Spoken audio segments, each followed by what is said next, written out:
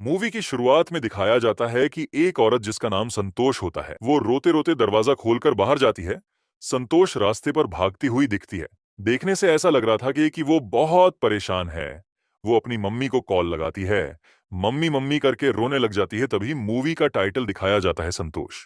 Scene cut हो जाता और दिखाया जाता है कि संतोष किसी के पैर के ऊपर सिर रखकर रो रही होती है और वो औरत उसके सिर पर हाथ फेर रही होती है। फिर एक कांस्टेबल रमन सैनी की फोटो दिखाई जाती है जिसके ऊपर फूलों की माला छड़ी हुई होती है। यानी उस कांस्टेबल की मृत्यु हो गई होती है। रमन सैनी संतोष का पति था। संतोष को उसके ससुराल लाया जाता और सब बैठकर बात करने लग जाते हैं, जहां पर उसकी सास संतोष की फैमिली को बोलती है, तुम इसे अपने पास ही रखो, ये हमारी तो होकर कभी रही नहीं। एक टिपिकल पुरानी जमाने की सास जैसा वह बिहेव करती है। संतोष के घर वाले उसकी सास को समझने की बहुत कोशिश करते हैं कि आप इसे अपने पास रख लो, पर उसकी सास नहीं मानती। उसे ताने मारना चालू कर देती है, जिसे सुनकर संतोष वहां से उठकर चली जाती है। बाद में संतोष की मम्मी उसे अपने घर ले जाती है। संतोष के पति की फोटो के सामने खाना रखा हुआ था, जिसे देखकर संतोष बोलती है, इसका क्या करना है? तो उसकी दादी बोलती है कि इस कौवे को देना है। जैसे ही संतोष वह थाली लेकर बाहर कौवे को देने के लिए जा रही होती है तो संतोष की मम्मी उसे बोलता है कि तू रख दे, तेरा भाई रखाएगा। और उसकी दादी भी बोलने लगती है कि तू रख दे, अगर ये कौवे नहीं खाएगा तो रमन की आत्मा को शांति नहीं मिलेगी। स्टोरी का सीन कहीं ना कहीं यहीं से क्लियर होना चालू हो गया था, जहां पर लोग छुआछूत और अंधविश्वास में बिलीव करते थे, लेकिन संतोष बोलती है कि वह जानती है कि कौवे कहां आते हैं, वह उन्हें दे देगी। यह बोलकर वह कौवे को खाना देने के लिए चली जाती है। फिर संतोष पुलिस स्टेशन पहुंच जाती है, जहां पर उसे पुलिस पूछताछ चालू कर देते हैं। उससे पूछते हैं वह आजकल कहां रहती है। संतोष बताती है कि वह अभी महापुर में रहती है, जहां पर उसके मम्मी पापा रहते हैं। यह सुनकर पुलिस वाला बोलता है कि तुम्हारा ससुराल वालों से बनती नहीं क्या? लेकिन संतोष चुप रहती है।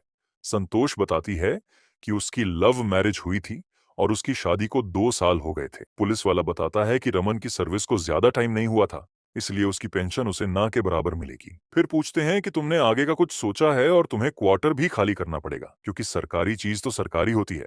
पुलिस वाला उसे जॉब करने की सलाह देता है। वह बताता है कि तुम जैसी औरतों के लिए सरकार के पास एक स्कीम है जिसे आश्रित कोटा कहते हैं। मतलब कि पुलिस वाले की विधवा होने के नाते तुम्हें रमन की नौकरी मिलेगी। काम तुम्हारा लेडीज पुलिस वाला ही रहेगा, यानी कि कांस्टेबल साथ ही साथ विडो पेंशन भी मिलेगी। तुम घर पर बात करके देख लो, मैं एप्लीकेशन डाल देता हूँ। इसके बाद संतोष अपने पति का सामान लेकर पुलिस स्टेशन से घर के लिए निकल जाती है। घर पहुंचकर सोचने लगती है। फिर सीन शिफ्ट हो जाता है, जहां पर दिखाया जाता है कि संतोष भी कांस्टेबल बन चुकी है। फिर सीन में दिखाया जाता है कि संतोष एसपी ठाकुर के घर बैठी होती है और वहां बैठकर लंच कर रही होती है। फिर वो संतोष से पूछते हैं कि और सब ठीक, रूम कैसा है? तो संतोष बताती है कि रूम तो अच्छा है, लेकिन वह बंद बंद है। एसपी उसे पूछने लगते हैं कि तुम्हारे पति की मृत्यु कैसे हुई? तो संतोष बताती है कि मेरठ में दंगे हुए थे, वहीं ड्यूटी लगी थी सर, पर किसी ने भीड़ में से पत्थर मार दिया था। एसपी पूछते हैं कि तो उसे किसी ने पकड़ा नहीं? तो संतोष बोलती है नहीं, दंगे थे ना, भीड़ ज्यादा थी तो कोई पकड़ नहीं पाया। फिर उसके बाद एसपी बोलते हैं कि यहाँ पास में ही एक रूम खाली हुआ है, कहो तो वहां शिफ्ट कर देता हूँ, और वहां कूलर भी है और हम लोग भी हैं, पास में परिवार का परिवार। ये सुनते ही संतोष तो बड़ी खुश हो जाती है, लेकिन एसपी बोलता है बदले में ड्यूटी जाने से पहले प्रिया जी उसकी वाइफ की हेल्प कर देना और उसके कुत्ते को भी घुमा देना। जिसे सुनकर संतोष का तो मुंह बन जाता है। संतोष का जूता फट जाता है, जिसे बनाने के लिए वह मोची के पास जाती है। वहीं पर एक आदमी मोची को अपनी कंप्लेंट लिखा रहा होता है। ये सुनते ही संतोष बोलती है कि तुम मेरे साथ आओ, थाने में देखेंगे। लेकिन वह आदमी बताता है कि वह कल भी गया था, पर कुछ सुनवाई नहीं हुई। लेकिन संतोष उसे विश्वास दिलाता है कि वह देख लेगी। फिर वह दोनों पुलिस स्टेशन पहुंच जाते हैं। स्टेशन में सभी लोग नाश्ता कर रहे होते हैं। वहीं पर संतोष एसपी से उस आदमी को मिलाती है और बोलती है कि इनकी बेटी लापता हो गई है और बेटी नाबालिग है, 15 साल की है, जिसकी वजह से वह बहुत परेशान है। फिर उस आदमी से एसपी पूछताछ करने लग जाते हैं। वह उसे उसकी जात पूछते हैं तो आदमी बताता है कि चमार। फिर अपनी बेटी का नाम बताता है, देविका। वह बताता है कि उसकी बेटी 2 दिन से लापता है। पुलिस वाले बताते हैं कि इसके लिए रिपोर्ट दर्ज करनी पड़ेगी, जिसे सुनकर संतोष बोलती है कि मैं रिपोर्ट लिख दूंगी। तो एसपी उसे मना कर देते हैं। वह बोलते हैं कि अगर तुम रिपोर्ट लिखोगी तो यह आदमी बोलेगा बाद में कि तुमने अपनी मर्जी के हिसाब से कुछ भी लिख दिया है, इसीलिए उसे मोची के पास रिपोर्ट लिखने के लिए बोलते हैं। इसके बाद वह आदमी वहां से चला जाता है। फिर कुछ पुलिस वाले गाड़ी में बैठकर एक जगह पहुंच जाते हैं, जहां पर वह देखते हैं एक जगह लड़का और लड़की बैठे होते हैं, जिसे कांस्टेबल बाहर लेकर आती है और उसे उठक बैठक करने के लिए बोलता है। वह कांस्टेबल संतोष को देखने के लिए बोलता है।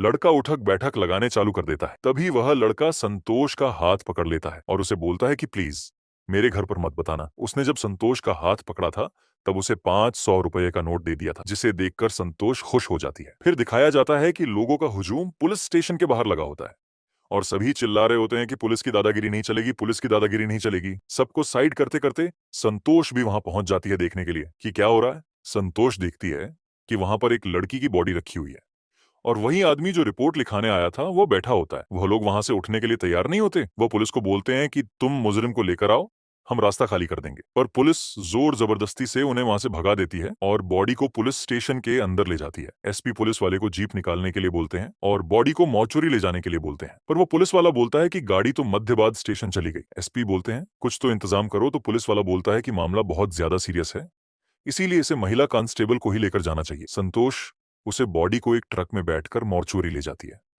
तो ट्रक वाला बदले में पैसा मांगता है, जिसके बाद संतोष वही 500 रुपये उसे निकाल कर दे देती है। मॉर्चुरी में बैठे बैठे रात हो जाती है।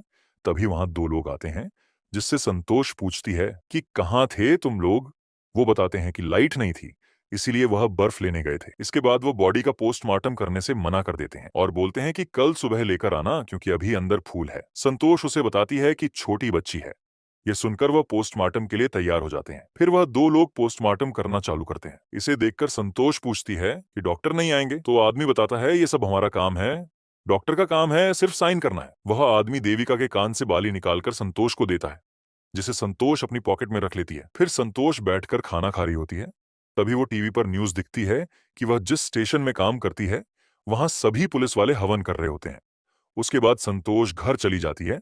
अपने पति की फोटो के बाजू में ही वह देविका के बाली रख देती है। अगली सुबह वह नहाने के लिए जैसी ही जाती है तो वह देखती है नई एसपी गीता शर्मा नहा रही होती है, जिसके वजह से वह बिना नहाए वहां से चली जाती है और पुलिस स्टेशन पहुंच जाती है, जहां पर न्यूज वाले आकर पुलिस वालों से सवाल पूछ रहे होते हैं। संतोष देखती है शर्मा माम इंटरव्यू दे रही होती है। माम इशारे से संतोष को भी बाजू में आकर खड़े होने के लिए बोलती है। संतोष जैसे ही उसके बाजू में जाकर खड़ी होती है, माम संतोष को बोलती है तुमने ये गंदी वर्दी पहन ली। फिर सीन में दिखाया जाता है कि रूम के अंदर से माम बोल रही होती है कि कोई कपड़ा लेकर आओ। संतोष वहीं पास पर बैठी होती है। वह माम के पास जाती है और बोलती है कि देविका की बॉडी मोर्चरी ले जाने के लिए कोई तैयार नहीं हो रहा था, इसीलिए वह इसी वर्दी में उसे लेकर चली गई थी, जिसकी वजह से वर्दी साफ नहीं थी। माम बताती है कि स्वच्छता भक्ति के बाद सबसे महत्वपूर्ण चीज है, गांधी जी ने कही थी। संतोष माम को बताती है कि कोई बॉडी टच करने के लिए तैयारी नहीं था। माम बोलती है तो मुझे क्यों बता रही हो? संतोष को लगा था कि माम को बताने से माम शायद कुछ एक्शन ले, पर ऐसा नहीं होता और माम उसे बोलती है कि मैं अपना काम कर लेती हूँ, जिसके बाद संतोष वहां से चले जाती है। अगले दिन पुलिस वाले देविका का घर ढूंढने निकल जाते हैं। वो रास्ते में जा ही रहे थे कि उनमें से एक पुलिस वाला वहां के लोकल लड़के से पूछता है कि यह दलित लोग का गांव कहां पर है, जिसे सुनते ही माम चिल्लाकर बोलती है कि अभी तक कोई कुएं में गया ही नहीं, न्योते का इंतजार कर रहे थे। पुलिस वाला बोलता है कि उन्होंने बॉडी थाने में ही भिजवा दी थी, जिसकी वजह से उन्हें मौका ही नहीं मिला। तभी मैम बोलती है कि एफआईआर भी तुमने आधी लिखी है। सब बताते हैं कि यह सब पुराने एसपी का किया कराया है। मैम बताती है कि उनका सुजानपुर ट्रांसफर हो गया है और पूछती है तुम्हें भी जाना है क्या? संतोष को माम कुएं के पास जाने के लिए बोलती है। संतोष कुआं ढूंढते ढूंढते कुआं के पास पहुंच जाती है। तभी वहां गांव की औरतें आ जाती हैं, जिनसे संतोष पूछती है कहाँ है सब लोग। एक औरत बताती है कि वह पानी भरने गए थे, लेकिन फिर वो औरतें संतोष को भड़कने लगती हैं और पूछने लगती हैं कि यह कुआं कब साफ करवाओगे आप लोग? संतोष बोलती है कि यह सब काम हमारा थोड़ी, हम यहाँ जांच करने आए हैं। औरत बोलती है कि 2 मुर्गा 1 बोतल के बिना जांच होगी क्या? यह बोलकर वह चली जाती है। संतोष कुआं देखकर आ रही होती है। तभी उसे बच्चे मिल जाते हैं जो बोलते हैं कि चलो हम आपको एक चीज दिखाते हैं, और वह उसे खेत के पास लेकर जाते हैं।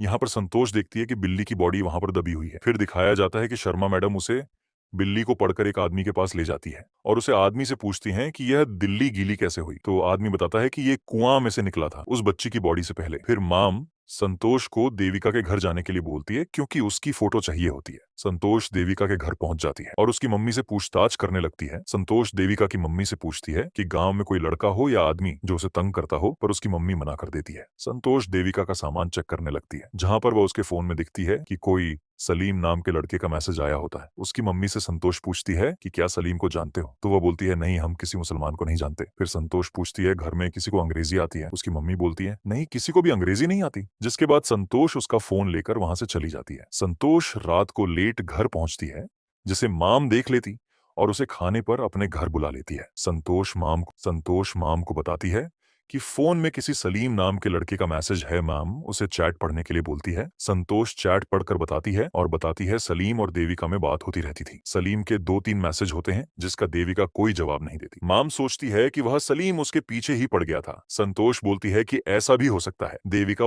उसे जवाब ही न दे सकी क्योंकि 26 तारीख को तो उसकी बॉडी मिली है और आखिरी मैसेज उसका 23 तारीख को है। माम बोलती है ये तो किसी को भी मालूम है, फोन एक न एक दिन पुलिस के हाथ तो जरूर लगेगा, मार के 1-2 मैसेज छोड़ देते हैं, मैं ट्रेस करूंगी। और फिर संतोष को शाबाशी देते हैं कि बढ़िया काम किया। अगले दिन संतोष और माम सलीम के घर पहुंच जाते हैं, जहां पर वह उसके पापा से पूछती है कि सलीम कहां पर है। उसके पापा बताते हैं कि वह कई दिन से घर पर नहीं है, हम दिहाड़ी वाले आदमी हैं, हम कभी यहाँ काम करते हैं कभी वहां। माम पूछती है 23 से 26 फरवरी के बीच उसका बेटा कहाँ था। उसके पापा बताते हैं मुंबई में था, पर माम को यकीन नहीं होता। माम सलीम के पापा को बोलती है वो कांड के बारे में सुना है, हरकतगंज के छोटी सी लड़की के साथ दुष्कर्म करके उसका मर्डर करके फेंक दिया था। उस लड़की के शरीर से बोतले पुर्जे पता नहीं क्या क्या निकाला। सबको मालूम था कि वो पास वाले तांत्रिक बाबा ने किया है, पर उससे थोड़ी सी ढिलाई हो गई थी। वहां पहुंचने में दूसरे दिन उसकी लाश मिली, बाबा का मेन पार्ट काट के उसके मुंह में ठोस रखा था। वहां के लोगों बोलती है क्या तू जानता है कि आजकल कैसे भीड़ भड़क जाती है, कौन बाप चाहेगा उसके बेटे के साथ ऐसा हो। यह बोलने के बाद वह सलीम के घर से निकल जाते हैं और जाते जाते माम संतोष को बताती है हमसे अच्छा नाटक कौन करता है, सब नाटक कर रहे हैं हम भी और मुलजिम भी। माम बोलती है झूठ बोल रहा था सलीम का बाप, क्योंकि यह उनकी कमाई का समय है, सारे मजदूर फसल लगा रहे हैं, फिर वह बाहर क्यों जाएगा। काम ढूंढने वह संतोष से पूछते हैं कहीं देविका की माँ तो झूठ नहीं बोल रही। संतोष बोलती है ऐसा क्यों, तो माम बताती है बदनामी के डर से हो सकता है। वह बोलती कि मैंने भी झूठ बोला तांत्रिक बाबा के बारे में, क्योंकि सलीम भी भाग गया है और उसका नंबर भी ट्रेस नहीं हो रहा है, सिम निकाल कर भाग गया। अगले दिन संतोष सरपंच के यहाँ पहुंच जाती है। वह सरपंच को बताती है वो सलीम नाम के लड़के की तलाश में है, सुना है वो आपके खेतों में काम करता है। फिर सरपंच रमेश को बुलाती है। रमेश से संतोष सलीम के बारे में पूछती है। वो बोलता है हाँ, वो पिछले महीने उसी के खेत में काम कर रहा था। फिर सब लोग देविका की बॉडी को अंतिम संस्कार करने के लिए लेकर जा रहे होते हैं। थोड़ी दूर चलने के बाद वह सब देखते हैं कि कुछ लोग ट्रैक्टर लेकर वहां पर बैठे रहते हैं और आगे जाने नहीं देते, जिसकी वजह से सारे लोग दूसरा रास्ता पकड़कर वहां से चले जाते हैं। संतोष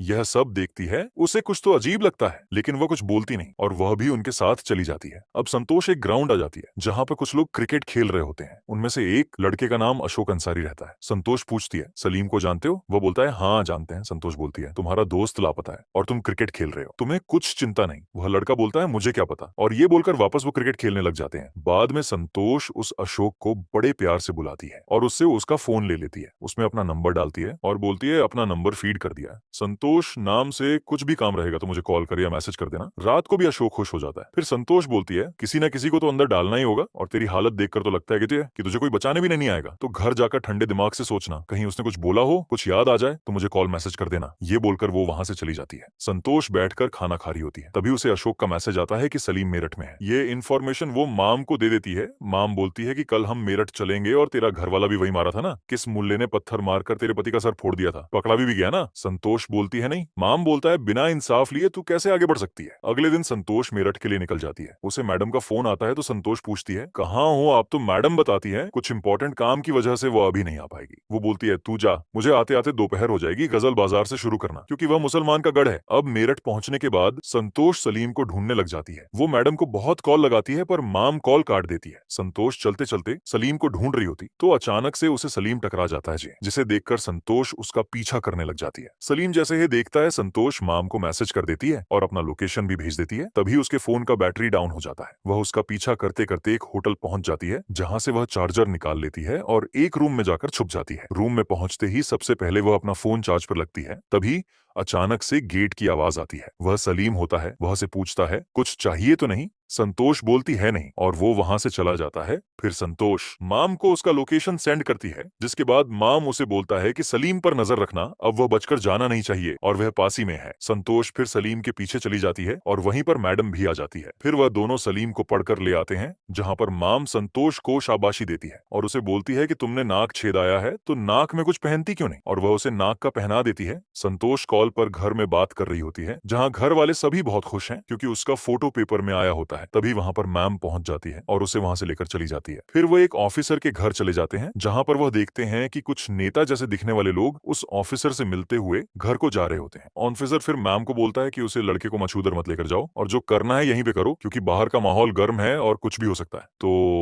वह दोनों मान जाते हैं। फिर दिखाया जाता है कि सलीम को पुलिस वाले मार रहे होते हैं और उससे पूछ रहे होते हैं उसने ऐसा क्यों किया। मैम भी उसे मार रही होती और उसे पूछती है कि क्यों किया ऐसा, तो बोलता है कि मुझे अच्छी लगी थी इसीलिए। जैसे ही ये बोलता है तो संतोष को भी गुस्सा आ जाता है और वहीं पास पड़े फटे से वह उसके मेन पार्ट पर मारना चालू कर देती है और सॉरी बोलने के लिए बोलती है, लेकिन मरते मरते वह मर जाता है। फिर दिखाया जाता है कि संतोष बहुत सोने की कोशिश करती है पर उसे नींद नहीं आती, तो वह जैसे ही उठकर रूम से बाहर निकलती है, शर्मा मैडम उसे देख लेती है। संतोष बताती है कि उसे नींद नहीं आ रही है। माम बोलती है मैं तुम्हें नींद की गोली देती हूँ, मेरे पास आओ। फिर दोनों बैठकर बात करने लग जाते हैं, जहां पर संतोष बोलती है कि हमने उसे मार दिया। मैडम बोलती है कि मर गया वह, जो हुआ सो हुआ, उसने 15 साल की बच्ची के साथ दुष्कर्म करके उसे फेंक दिया, उसके लिए अपना नींद मत खराब कर। संतोष बोलती है कि वह नहीं भूल सकती और वह क्या बोल रहा था, हमने तो उसकी बात सुनी भी नहीं, शायद वह सच कह रहा था। मैडम उसे समझता है हमसे जो हो सका था हमने किया। मैडम बोलती है चलो मान भी लिया कि वह सच बोल रहा था, पर इस सब का क्या फायदा। फिर संतोष उठकर चली जाती है। फिर वह पुलिस स्टेशन जाकर सलीम का सामान देखने लगती है, जहां पर उसे उसका मोबाइल मिलता है। मोबाइल में चेक करने पर उसे पता चलता है कि सलीम तो एक्चुअली में मुंबई में ही था, जिसे देखते ही संतोष और ज्यादा घबरा जाती है। वह देविका के फोन से सलीम को फोन लगाती है। फोन जा रहा होता है। अब सारे पुलिस वाले सलीम के यहाँ पहुंच जाते हैं। मैडम संतोष की तरफ दिखती है। संतोष बोलती है मेरा सर दर्द दे रहा है।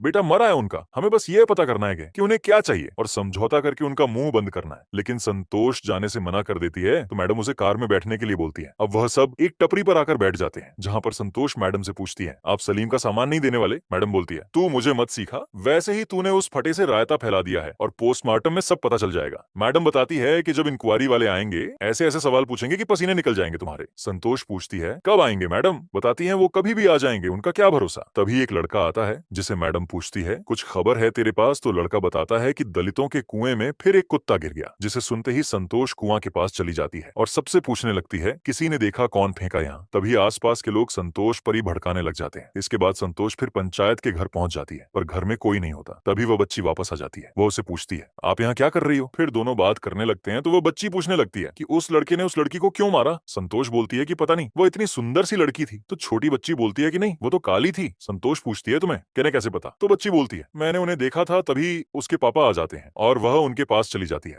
वह आदमी संतोष से पूछता है कि आप किसी काम से आई, तो संतोष बताती है कि वह सरपंच से मिलने आई है। तो आदमी उसे अंदर बुला लेता है। संतोष उन्हें बताती है कि दलितों के कुएं में एक और लाश मिली है, इस बार कुत्ते की। तभी वह लोग बोलते हैं कि उन्होंने खुद ही किया होगा, क्योंकि उन्हें बवाल करने का कोई ना कोई बहाना चाहिए। वह लोग बोलते हैं कि इसमें तो हम तुम्हारी कुछ मदद नहीं कर सकते, लेकिन कुछ और हो तो जरूर बताना। संतोष वहां से उठकर जा ही रही होती है, तो बोलती है कि आपकी बेटी मुझसे बात कर रही थी देविका के बारे में। तो उसका पापा उस बच्ची को बाहर ले आता है और उससे पूछता है कि तुमने इसे कुछ बताया, पर बच्ची कुछ नहीं बोलती। संतोष फिर पूछती है क्या देविका यहाँ पर आई थी। तो आदमी बोलता है हाँ आई होगी, पर उसे याद नहीं। और वह अपने एक आदमी से पूछता है कि आई थी क्या यहाँ। तो वो भी बोलता है कि हमें ये सब याद नहीं। संतोष पूछती है आप सभी साथ में थे। तो बताते हैं कि हाँ, छोटी सी वह पार्टी कर रहे थे, जिसमें उस आदमी ने केक भी काटा था। संतोष समझ जाती है इन्होंने हे उसे बच्ची के साथ दुष्कर्म की है। वो उसे पूछती है तुमने किया। तो आदमी बोलता है कि मैंने किया भी, तो तुम क्या कर लोगी। फिर वो मैडम को फोन लगाती है, पर उसकी मैडम फोन नहीं उठाती। इसके बाद संतोष गुस्से में होटल पहुंच जाती है, जहां पर उसकी मैडम बैठकर खाना खा रही होती है। वह उसे पूछती है तांत्रिक बाबा की कहानी की तरह आपने कितने और झूठ बोले हैं, जहां पर दोनों के बीच बात चालू हो जाती है। और मैडम बोलती है कि सलीम के पीछे तो तू ही लगी थी। संतोष बोलती है कि आपको सब पता था, वो वहां पर है और वह सिम निकाल कर भाग नहीं था, नंबर सेम था उसका। मैडम बोलती है कि वह चाहती थी कि तू खुद उसे जाकर पढ़े, क्योंकि अगर थोड़ी सी भी गड़बड़ हो जाती तो सलीम हाथ से निकल जाता है और मुंह मेरा काला हो जाता। संतोष बोलती है आपने मुझे आगे कर दिया। मुंह काला करने के लिए मैडम बोलती है और जो नाम हुआ। फिर संतोष बोलती है मुझे नहीं पता था कि वो निर्दोष है, लेकिन आपको पता था। संतोष को माम बताती है कि इस देश में दो तरह के छुआछूत है, एक वह जिसे कोई छूना नहीं चाहता, दूसरा वह जिसे कोई छू नहीं सकता है। तो वह नौकर है। बोलती है कि तू दूसरे नजर से देखना, हमने दुनिया के सामने इंसाफ तो कर ही दिया। संतोष बोलती है कि हमने एक निर्दोष को मारा है, सबको सच्चाई पता होनी चाहिए, खासकर देविका के मम्मी पापा को। मैडम बोलती है वो सच्चाई जान के क्या ही कर लेंगे, उसके परिवार की जिंदगी और खराब हो जाएगी, साथ ही साथ गांव वालों की भी। फिर वो अपने बैग से सस्पेंशन लेटर निकलकर संतोष को दिखाती है। मैडम को लगा था कि उसका ट्रांसफर होगा, लेकिन सस्पेंशन लेटर उन्हें मिल जाता है। संतोष सस्पेंशन लेटर में चेक करती है तो सिर्फ शर्मा मैडम का ही नाम होता है, उसमें संतोष का नाम नहीं होता। मॉम बोलती है कि मैं पूरा जोर लगाई कि तेरा नाम नहीं आना चाहिए क्योंकि तू तो वहां थी ही नहीं। संतोष पूछती है अब आपका क्या होगा, तो बोलती है कि चार्ज लगेंगे और सजा भी हो सकती है, और उसका वैसे भी राजनीति में जाने का ख्याल था तो अब वह उसे पूरा करेगी। वह संतोष को बोलती है कि तेरा तो सब ठीक चलेगा, तेरा प्रमोशन भी हो जाएगा। फिर दिखाया जाता है कि संतोष देविका के घर पहुंच जाती है, वहां सब सो रहे होते हैं। संतोष देविका की कान की बाली वहीं पर रखकर चली जाती है। फिर वो वर्दी रखकर अपने गांव के लिए निकल जाती है। वो जैसे ही ट्रेन में बैठती है तो वहां एक बच्ची बिस्कुट बेचने आ जाती है। संतोष उसे बिस्किट लेती है और बदले में उसे नाक की बाली दे देती है और मूवी खत्म हो जाती है। आपको स्टोरी कैसी लगी कमेंट में जरूर बताएं और हमारे चैनल को सब्सक्राइब करें। ऐसे ही अच्छी अच्छी मूवी की